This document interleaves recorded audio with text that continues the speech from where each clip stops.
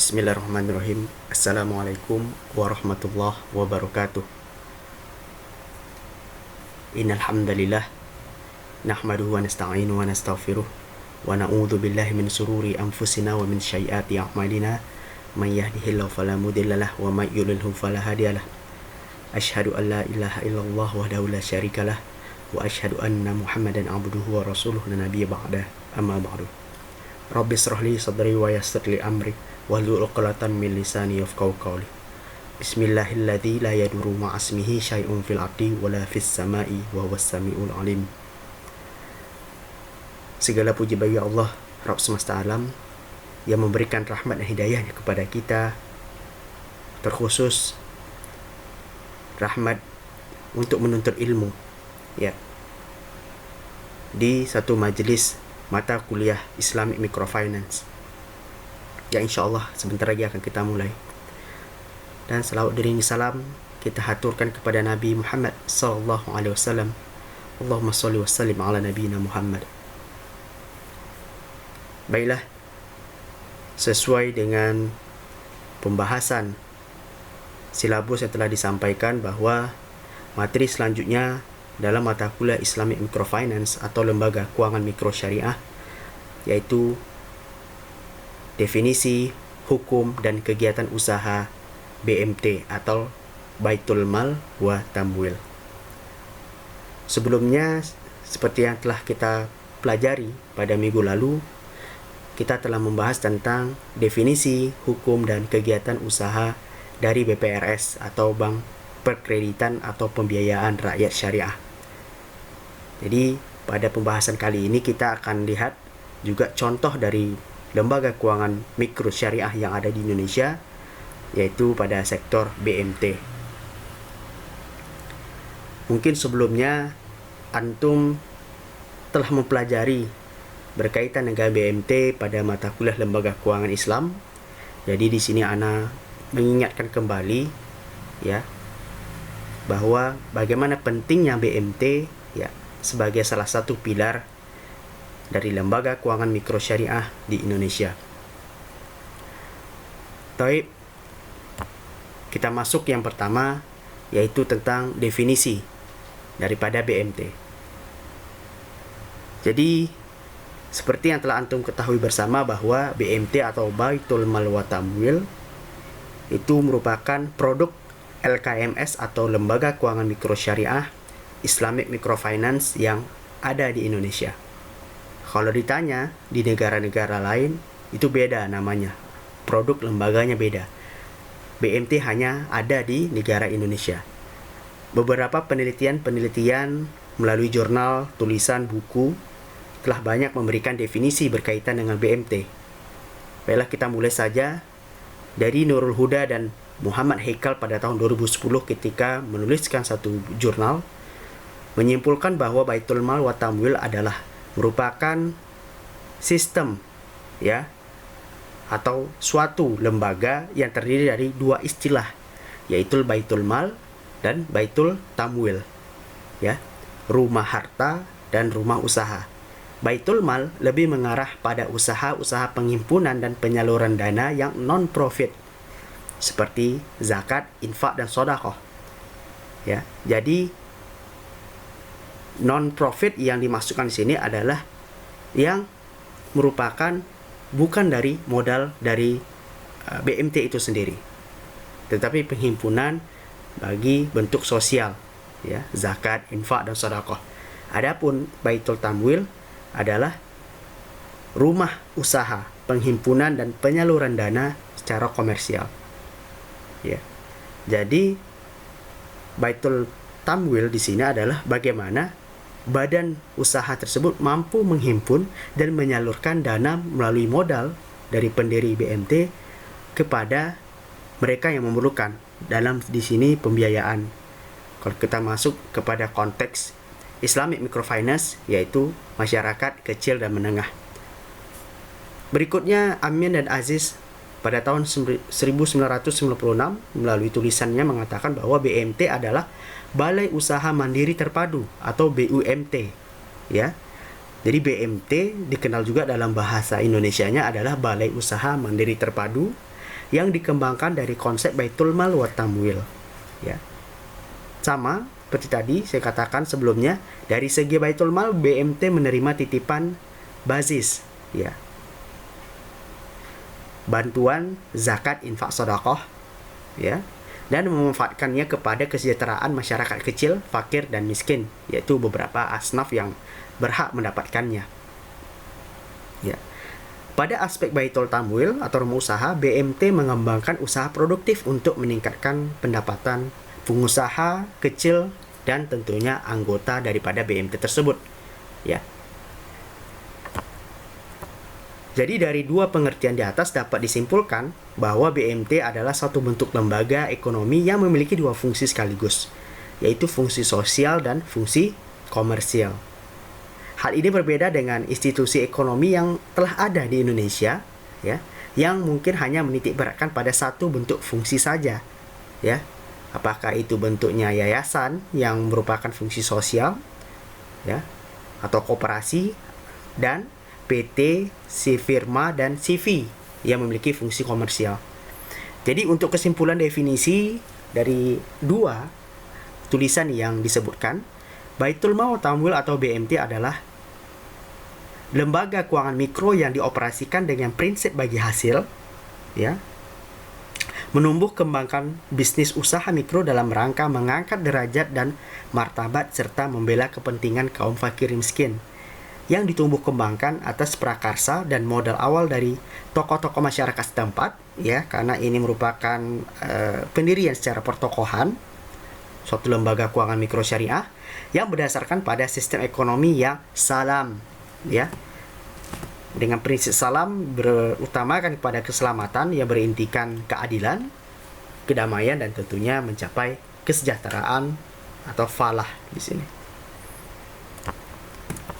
Ya. Jadi di sini saya memberikan sedikit penjelasan lebih lanjut ya tentang Baitul Mal, yaitu rumah harta, dan Baitul Tamwil atau rumah pengembangan harta. Jadi antum semua bisa baca di sini, ya, apa itu perbedaan masing-masingnya yang tadi saya sudah katakan melalui beberapa tulisan dan kesimpulan daripada definisi yang telah dikatakan. Ya. Berikutnya kita masuk kepada landasan hukum. Ya, landasan hukum dari BMT. Ada 3 bentuk landasan hukum yang akan saya jelaskan. Pertama kita lihat dari Al-Quran. Ya. Tentunya sebagai ayat, ya, dalam Al-Quran yang menyatakan tentang ekonomi, ya, ada beberapa yang banyak, tetapi merupakan landasan hukum yang paling utama karena berkaitan dengan prinsip ekonomi syariah. Maka kita bisa lihat dalam Quran surat At-Taubah ayat 60 dan 103, yang mana banyak menjelaskan berkaitan dengan zakat, ya. Kedua, pada Quran surah Al-Baqarah ayat 275 hingga 280, ya, berkaitan tentang riba, ya. Bagaimana pentingnya, ya, untuk kita menghindari dari riba, hukuman, ancamannya, azabnya, ya. Dan terakhir, bagaimana memberikan kemudahan bagi yang berhutang, ya.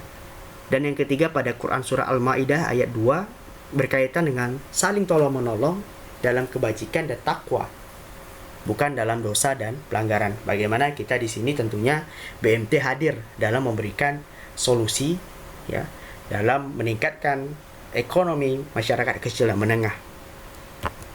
Berikutnya melalui hadis dari Abu Musa radhiyallahu anhu berkata bahwa Nabi Muhammad sallallahu alaihi wasallam bersabda, seorang mukmin yang satu dengan mukmin yang lain bagaikan satu bangunan, satu dengan yang lainnya saling mengokohkan. Kemudian beliau sambil menganyam jari jemarinya. Hadis riwayat Al-Bukhari dan Muslim. Pada hadis kedua, seorang muslim itu saudara bagi muslim lainnya. Dia tidak menzaliminya dan tidak membiarkannya berbuat zalim. Barang siapa memenuhi kebutuhan saudaranya, niscaya Allah akan memenuhi kebutuhannya. Barang siapa melapangkan satu kesusahan saudaranya, niscaya Allah akan melapangkan baginya satu kesulitan dari kesulitan-kesulitan pada hari kiamat. Dan barang siapa yang menutupi aib saudaranya, maka Allah akan tutupi aibnya pada hari kiamat. Hadis riwayat Bukhari dan Muslim. Jadi kita bisa lihat ya, implementasi daripada hadis tersebut berkaitan dengan bagaimana satu orang dengan orang yang lainnya saling berhubungan. Ada satu bentuk hubungan atau reaksi atau kerjasama dalam membina satu bentuk hubungan yang positif melalui ekonomi, ya. Dan tentunya yang ketiga adalah undang-undang, ya. Karena BMT berasal dari negara Indonesia, maka kita harus rujukannya berdasar dari hukum yang berlaku di negara Indonesia. Berkaitan dengan landasan hukum berkaitan BMT, sampai hari ini belum ada tingkat eksklusivitas dalam hukum BMT. Sampai sekarang kita belum ada khusus tentang landasan hukum BMT. Kenapa? Karena BMT sendiri ini banyak cabang-cabang hukumnya. Jadi sampai sekarang kita memang masih kelemahannya adalah berkaitan dengan perundang-undangan yang masih menumpang kepada hukum atau undang-undang yang banyak, ya. Seperti yang saya akan antum bisa lihat di sini, ya. Pada Undang-Undang Nomor 25 Tahun 92 tentang koperasi.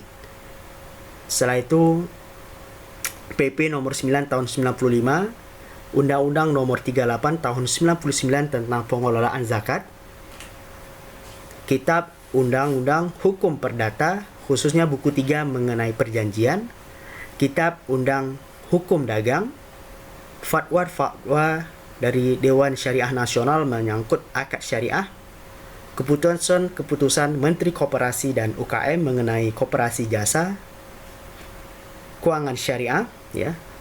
Undang-Undang Nomor 21 Tahun 2008 tentang perbankan syariah, Undang-Undang Nomor 7 Tahun 2007 tentang pengadilan agama, Undang-Undang Nomor 30 Tahun 199 tentang arbitrase dan alternatif penyelesaian sengketa. Jadi ini rangkaian atau kumpulan dari undang-undang yang BMT ambil sebagai rujukan daripada pendirian lembaga, ya. Jadi memang sampai sekarang BMT ini seperti antum ketahui bersama, kita tidak mempunyai undang-undang yang spesifik dalam menjelaskan BMT. Baik, selanjutnya kita masuk kepada visi dan misi daripada BMT, ya. Jadi visi dan misi BMT sebenarnya sama seperti beberapa lembaga keuangan syariah, ya. Lembaga keuangan yang berlandaskan syariah. Bagaimana visi dan misi ini kalau kita lihat adalah bagaimana mampu meningkatkan kesejahteraan ekonomi masyarakat, ya. Baik itu masyarakat muslim, ya, dan tentunya non muslim bisa di dalamnya. Seperti visi BMT harus mengarah pada upaya untuk mewujudkan BMT menjadi lembaga yang mampu meningkatkan kualitas ibadah anggota, memakmurkan hidup anggota, dan pada khususnya dan masyarakat pada umumnya. Jadi karena BMT merupakan bentuk daripada koperasi berdasarkan landasan hukumnya tadi, ya, maka tentunya bentuknya adalah bagaimana BMT ini dimulai daripada anggota baru kepada masyarakat. Sedangkan pada misinya adalah membangun dan mengembangkan tatanan perekonomian dan berstruktur masyarakat madani yang adil dan berkemajuan, serta makmur, maju, berkeadilan, berlandaskan syariah dan ridha Allah Subhanahu wa taala. Ya, itu merupakan visi daripada BMT. Berikut kita masuk kepada peran dan fungsi dari BMT. Ya, kita masuk yang pertama yaitu peran BMT, yaitu yang pertama menjauhkan masyarakat dari praktik ekonomi non syariah, ya, yang tidak syariah. Yang kedua, melakukan pembinaan dan pendanaan usaha kecil. Yang ketiga, melepaskan ketergantungan pada rentenir. Dan yang keempat, menjaga keadilan ekonomi masyarakat dengan distribusi yang merata. Jadi itu merupakan peran BMT. Berikutnya tentang fungsi BMT, yaitu yang pertama, mengidentifikasi, memobilisasi, mengorganisasi, mendorong, dan mengembangkan potensi serta kemampuan potensi ekonomi anggota dan daerah kerjanya. Yang kedua, meningkatkan kualitas SDM anggota menjadi lebih profesional dan islami. Yang ketiga, menggalang dan memobilisasi potensi masyarakat dalam rangka meningkatkan kesejahteraan anggota.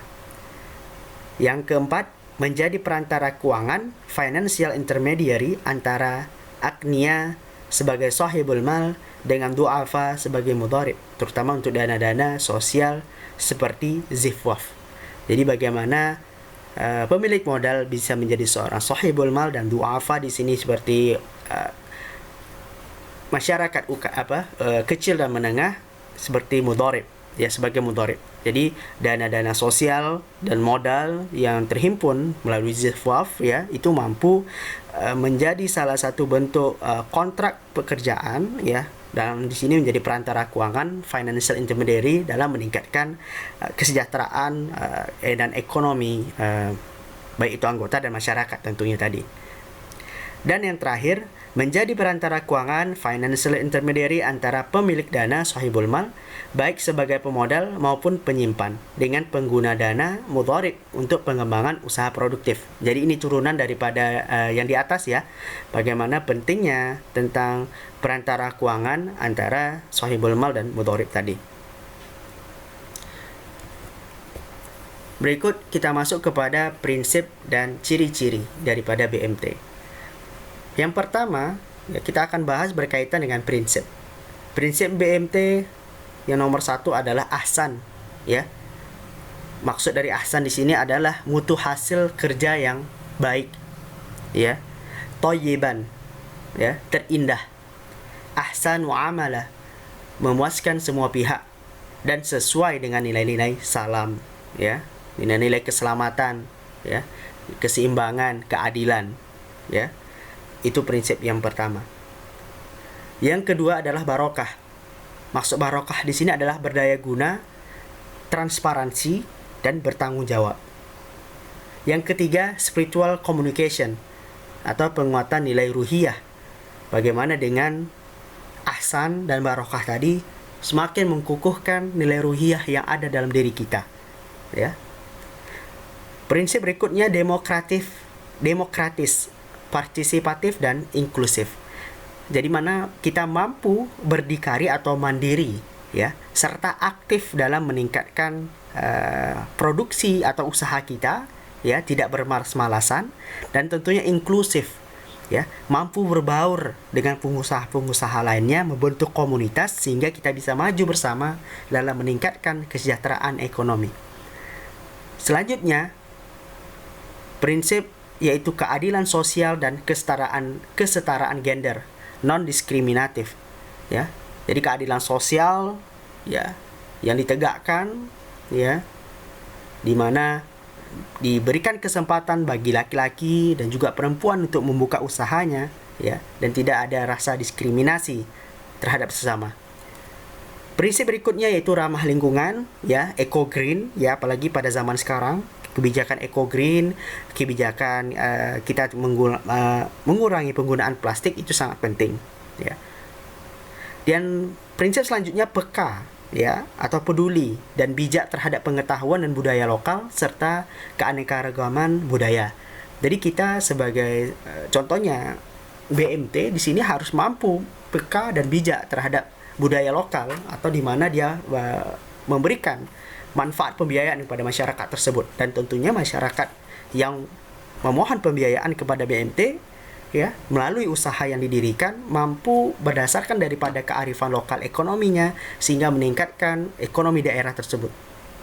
Dan yang terakhir, prinsip terakhir adalah keberlanjutan atau kontinuitas, ya, untuk memberdayakan masyarakat dengan meningkatkan kemampuan diri dan lembaga masyarakat lokal.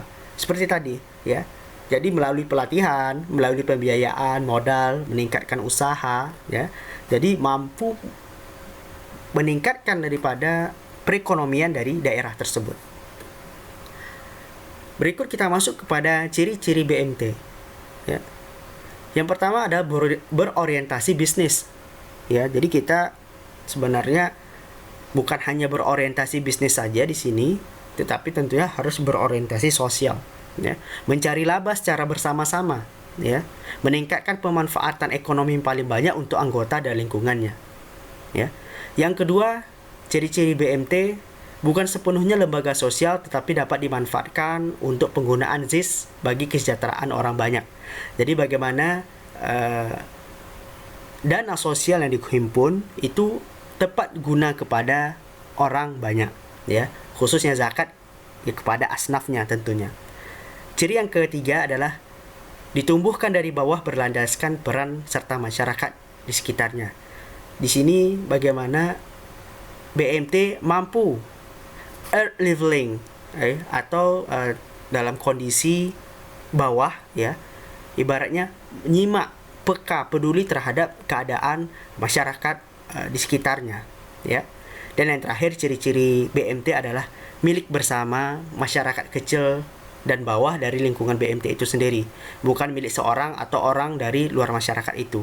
Jadi BMT yang saya katakan tadi merupakan berdasarkan hukum koperasi, ya, mampu mengayomi masyarakat kecil dan menengah menjadi anggota, ya, dan bersama-sama meningkatkan ekonomi, ya, meningkatkan usaha melalui kerjasama, ya, sehingga BMT itu tidak hanya milik satu orang atau dua orang, tapi milik bersama.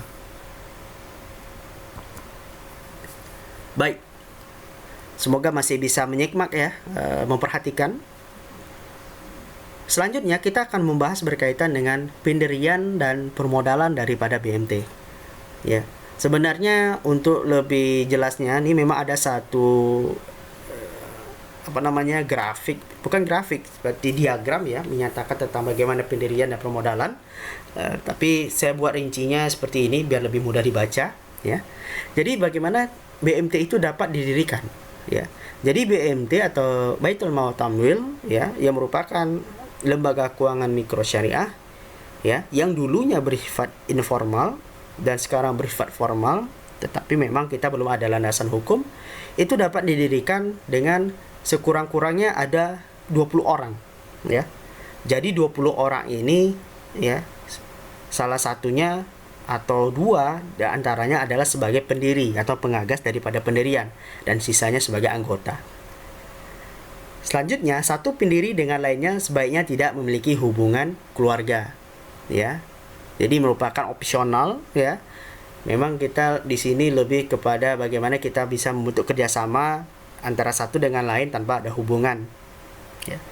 Selanjutnya, nomor 3, BMT dapat didirikan dengan sekurang-kurangnya 70% anggota pendiri bertempat tinggal di sekitar daerah kerja BMT, ya. Jadi mostly anggota dan pendiri, ya, daripada BMT itu 70%-nya tinggal di sekitar daerah BMT itu berdiri.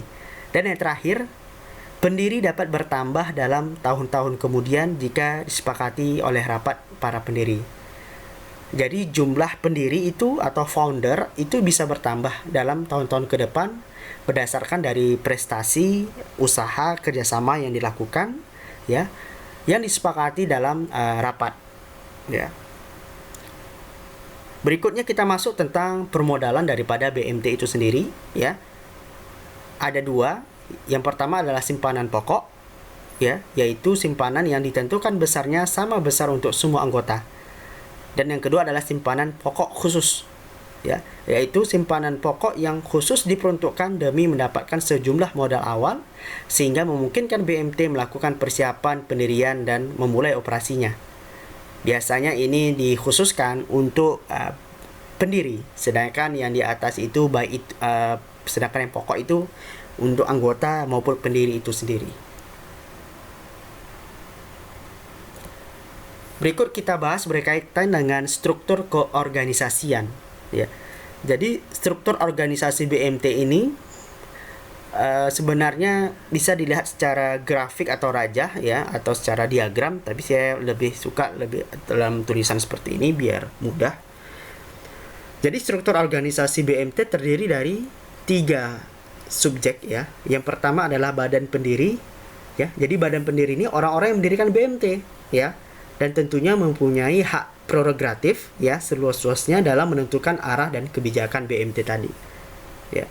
Jadi dia sebagai founder, ya, dia sebagai leader, ya, bagaimana dia membawa BMT ini kemana arah dan kebijakan berdasarkan daripada kesepakatan dan rapat dengan anggota tentunya.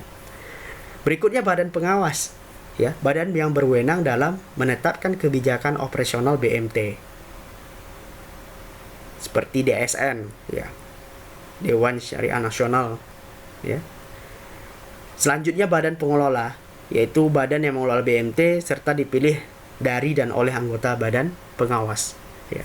Jadi badan pengelola ini sama seperti manajer, ya, manajer lapangan, manajer marketing, manajer produksi dan lain sebagainya, ya, untuk mengelola setiap usaha yang dikelola oleh BMT. Jadi bisa dilihat di sini tentang keanggotaan BMT yang terdiri dari, pertama adalah anggota pendiri BMT, yang kedua anggota biasa, yang ketiga calon anggota, dan yang terakhir adalah anggota kehormatan atau bisa dikatakan seperti tamu, ya. Misalnya kalau ada semacam investor yang ingin invest, itu masuk kepada kategori anggota kehormatan, seperti itu. Berikutnya tentang kegiatan usaha yang dilakukan oleh BMT. Jadi sebenarnya kegiatan usaha yang dilakukan BMT itu sama seperti BPRS, ya, seperti yang telah kita jelaskan pada minggu lalu, ya. Tetapi memang untuk BMT bedanya dengan BPRS, yang BPRS merupakan lembaga dengan sifat bank, ya, sedangkan BMT non bank, ya, atau tidak mewujudkan pada perbankan. Tetapi memang ada banyak kegiatan-kegiatan konsep bank yang dilakukan oleh BMT, ya. Di sini seperti melakukan simpanan tentunya, ya, yang berdasarkan daripada akad mudharabah atau wadiah, ya. Jadi bisa dibacakan sendiri, bisa baca sendiri bentuk daripada simpanan yang dilakukan di BMT. Ada simpanan biasa, simpanan pendidikan, simpanan haji, simpanan umroh, simpanan kurban, simpanan Idul Fitri, simpanan walimah, simpanan akikah, simpanan perumahan, dan simpanan kunjungan wisata, ya. Jadi apakah semua simpanan ini ada di BMT, di setiap BMT? Tidak juga. Tergantung prioritas daripada usaha atau operasional yang dilakukan oleh BMT itu sendiri, ya. Mungkin BMT satu dengan BMT lainnya tidak sama bentuk simpanan yang diberikan, seperti itu. Ya. Tadi melalui simpanan, berikutnya tentang wadiah, ya. Tadi kalau simpanan tadi memang kita bentuknya ke mudharabah, ya. Sedangkan di sini simpanannya kepada wadiah, ya. Jadi wadiah ya almanah dan wadiah ya dhamanah, ya. Ya memang titipan tadi itu tidak ada berbagi hasil. Selanjutnya kegiatan pembiayaan atau kredit usaha kecil bawah untuk mikro masyarakat kecil menengah, seperti pembiayaan mudharabah, ya, yang sahibul mal dan mudharib tadi. Yang kedua pembiayaan musyarakah, kerjasama, ya. Dan yang terakhir adalah pembiayaan murabahah untuk kredit pembelian barang-barang, ya, yang ditambah dengan margin keuntungan. Dan tentunya banyak bentuk kegiatan lain, ya, selain yang saya sudah katakan tadi.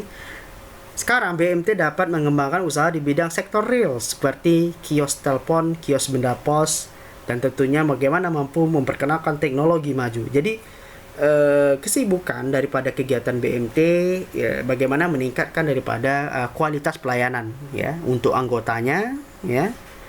Tentunya untuk bagaimana meningkatkan perekonomian ekonomi masyarakat, dan khususnya kepada masyarakat kecil dan menengah yang memiliki potensi usaha, ya. Mereka bisa mengembangkan usaha yang mampu berkontribusi dalam meningkatkan ekonomi tentunya.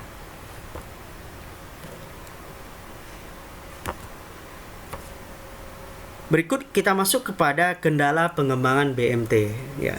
Berkaitan dengan pengembangan BMT yang mungkin kalau dalam sejarahnya seperti antum tahu bahwa BMT ini hadir sebelum dari bank syariah, ya. Kalau tidak salah ana pernah baca itu pada tahun 1977. Nanti koreksi ya kalau ada salah, ya. Pada tahun 1977 BMT hadir, ya. Sedangkan bank syariah itu hadir pada tahun 91. Ya. Jadi dari tahun 77 dengan berlandaskan daripada koperasi, ya, sehingga sekarang, ya, sampai sekarang pun landasan hukum secara spesifik yang belum tuntas, Tentunya kendala-kendala tentang pengembangan BMT ini sangat dirasakan, ya. Oke, kita masuk yang pertama adalah akumulasi kebutuhan dana masyarakat belum bisa dipenuhi oleh BMT, ya. Seperti saya telah katakan bahwa BMT ini paling dekat dengan masyarakat kecil, ya, daripada BPRS, ya. Banyak BMT yang mampu memberikan pembiayaan yang lebih mudah, ya. Mudah di sini memang sudah melalui tentang analisis kelayakan dan unsur kehati-hatian yang diterapkan dalam syariah, dan bagaimana mereka itu mampu berbaur dengan masyarakat kecil dan menengah tadi dalam mengembangkan usahanya. Tetapi kendala yang terjadi di lapangan adalah kurangnya dana yang bisa untuk mensupport daripada masyarakat, ya, yang hanya mungkin kita bisa dari 10 orang mungkin 5 orang, ya. Jadi itu jadi permasalahan yang pertama. Permasalahan kedua dalam pengembangan ini adalah walaupun keberadaan BMT cukup dikenal, tapi masih banyak masyarakat berhubungan dengan rentenir, ya. Seperti saya katakan tadi, ya, berkaitan dengan regulasi dan administrasi, ya. Lembaga mikro syariah sama seperti BPRS. Mungkin kalau BPRS tingkat level administrasi, kalau dari segi kesulitan itu 8, kalau BMT mungkin 5 atau 4 seperti itu. Tetapi tetap masyarakat yang masih awam, ya, yang masih belum literasi keuangannya tentang syariah kurang, mereka lebih suka menggunakan jasa rentenir atau mereka yang berhutang yang diberikan bunga yang berlipat ganda, ya, karena mereka butuh cepat, ya. Yang ketiga, BMT cenderung menghadapi BMT lain sebagai pesaing. Nah, ini sebenarnya masalah lapak ini sebenarnya saya katakan, ya. Kenapa? Karena baik itu BMT satu dengan BMT lain ini sebenarnya jangan jadi pesaing sebenarnya. Kalau bisa berkolaborasi untuk meningkatkan perekonomian, ya, seperti itu. Contoh BMT di desa A, satu lagi BMT di desa B, ya, berkolaborasi, ya, secara crossover, mampu memberikan bantuan satu sama lain, menawarkan produk, ya, inovasi kegiatan dan lain sebagainya, seperti itu, ya. Tapi itu di lapangan memang terjadi, ya. Bagaimana BMT memandang BMT yang lainnya sebagai pesaing.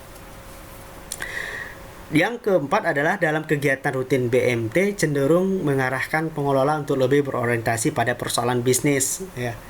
Jadi memang persoalan utama bisnis dalam BMT atau kegiatan usaha BMT ini memang bisnis oriented itu paling utama, ya. Tetapi itu tergantung dari visi dan misi BMT masing-masing, ya. Kalau yang saya bacakan tadi itu visi misi BMT yang seharusnya BMT lakukan, seperti itu. Tetapi di lapangan memang terjadi seperti ini. Berikutnya, dalam upaya mendapatkan nasabah, timbul kecenderungan BMT mempertimbangkan besarnya bunga di bank konvensional, ya, terutama untuk produk yang berprinsip jual beli seperti murabahah tadi. Nah, itu sebenarnya kalau saya lihat di sini balik lagi kepada prinsip daripada BMT tersebut, ya, bagaimana melihat daripada kasus ini, ya. Dan ini memang disayangkan, ya, BMT ini kalau ada hal seperti ini, ya, sebenarnya.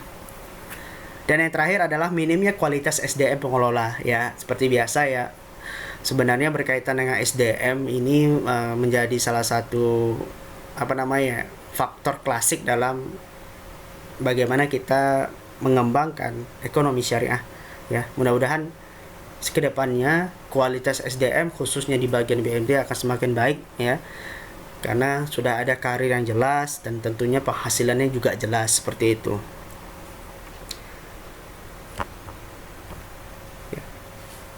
Berikutnya tentang pengelolaan BMT dari segi pengetahuan, ya, sama seperti tadi, ya, sebelumnya.